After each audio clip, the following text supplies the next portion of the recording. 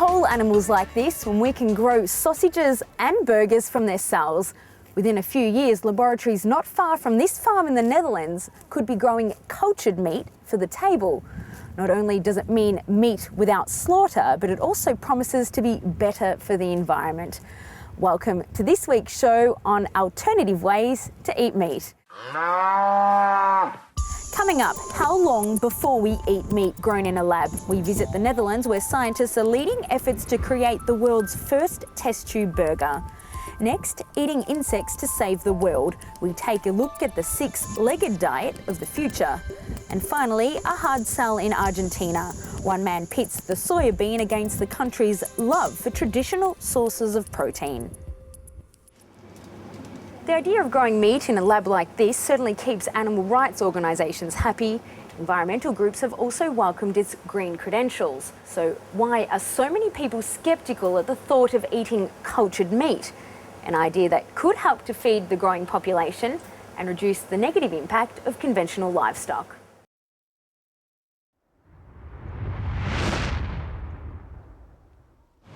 Is it time to meet your new meat?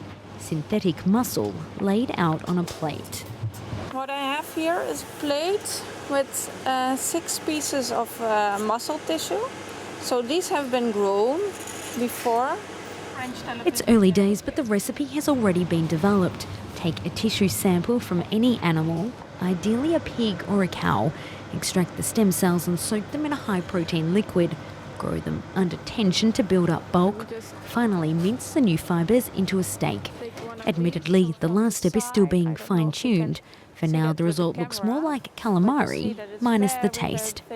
I think taste will come when we have myoglobin, hemoglobin, all those things. And those things are still what we need to make. There's many other factors to consider before this becomes an edible burger.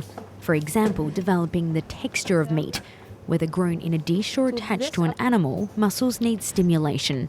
Here, an electrical current, the equivalent of exercise in a lab. This setting is far from nature, but it's the environment it could eventually help. If we go for cultured meat, instead of farming of animals, we can reduce land usage to 1% only what is used now. We can reduce the animal suffering, we can reduce methane gases, so greenhouse gases, CO2 production, all those things. Isabel doesn't eat meat. She would prefer other people didn't either. Her animal rights organisation is behind synthetic meat. It's even put an offer on the table. Peter is offering a reward of $1 million to the first scientist and the first company that is able to put in vitro meat on the market. That means it must also be affordable. The world's first test tube burger could cost more than €200,000, but industrial scale production might see the price plummet to equal or less than that of real meat.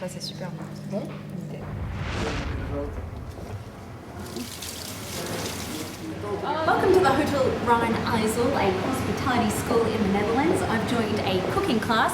Chef, can you tell me what is on the menu today? Quiche Lorraine. It's quiche Lorraine, but it's quiche Lorraine with a difference. The principal ingredient being bacon normally, but instead here we have a rather special edition, the mealworm.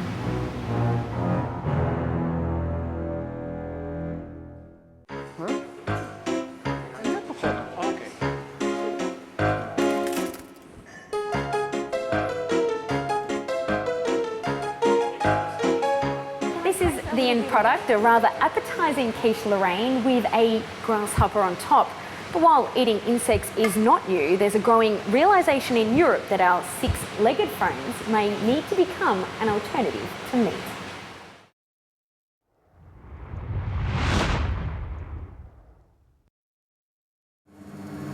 These are organic grasshoppers, better fed than the garden variety. Ruud Meertens has never counted how many, at least tens of thousands are breeding in this small space. Too many pigs in a small room, it's not possible. With insects, it's normal, it's natural. And that's the reason they like it all together. Most of these will be sold as pet food for lizards, iguanas and other animals that like them as a tasty treat.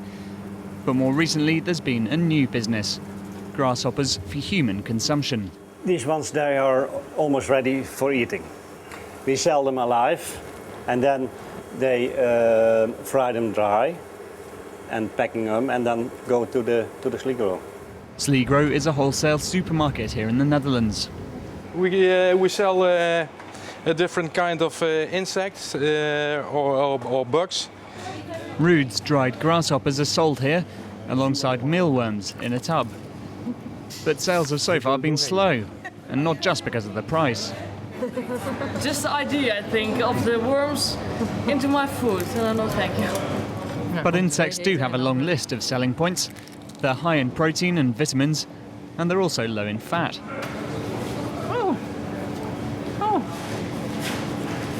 Crunchy. Professor Van House has been promoting insects as a food source for almost 20 years.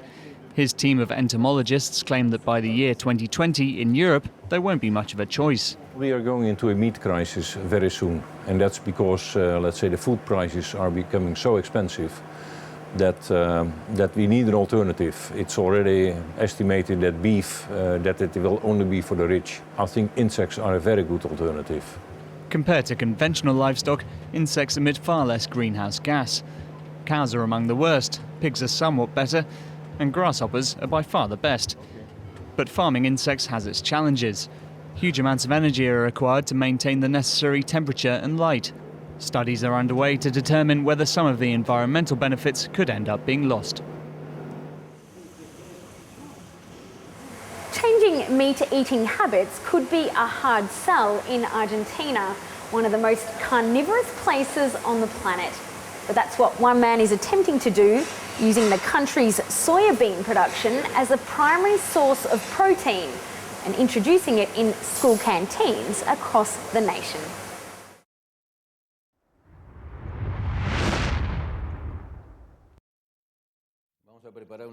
The 2001 Argentine crisis changed Miguel Colombo's life. Previously working at a lingerie firm, he is now overseeing his own groundbreaking business, soy-based food. Farmers in the Argentine Pampa have increasingly moved from cattle to soybean production, but this has not yet been followed by a change in people's eating habits. Untreated soybeans are not naturally digestible by humans, so first he had to invent a way to make them edible. You have to soak them for 10 hours and then cook them for 15 minutes. The cooking temperature has to be around 85 degrees. These are the keys to make the digestion of the soybean easier. 1,000 kilometers away, Andres is following these instructions carefully. 2.5 kilos of beans with 25 liters of water. We'll get something like 25 liters of soya milk. In the kitchen, the machine got its own nickname, the mechanical cow. It produces a milk that contains 4% protein, slightly more than from a real cow. But it also produces pulp. Here we have what's called okara. This is what's left after the pureed soybeans have been filtered. It's like a paste, and you can make all kinds of food with it. Delicacies, mayonnaise, hamburgers. But they haven't all gone veggie yet. No, that's pork. For this agricultural high school, soy-based food is a great nutritious alternative. 100% vegetarian meal full of goodness and with 0 calories. A real change of diet. We've got 22 sows and 2 hogs here. We still make pork sausages, but when we first introduced the soybeans, it was groundbreaking. Now parents also ask for schnitzels at the school meetings. Soy schnitzels, of course. It looks like the addition of soy-based food has gone well. They like both, meat or soya. It's all the same to them. Everybody is happy with the new menu choices, but as ever, people still have their favorites. One's better than the other. But which is better, meat? Of course. Cuisine is ever evolving, and it appears that the time of the soy hamburger has come. By purchasing Miguel's $5,000 machine, this self-managed school has been able to halve the number of cows slaughtered per year from 20 to 10. Expanding the menu while tightening the belt, truly a winning recipe. And finally, if eating lab-grown meat or insects doesn't take your fancy, then there is one other option being developed in Japan. Mitsuyuki Ikeda at Okayama Laboratories is extracting the protein from human excrement, adding food colouring and a little soy to make a burger that apparently tastes like beef. The result is 63% protein and 1/4 carbohydrates. The researcher admits there's a psychological barrier to overcome before people start eating meat made from human faeces. And that's all from us. Thanks for joining us here in the Netherlands, and be sure to stay with us for more environment news next week.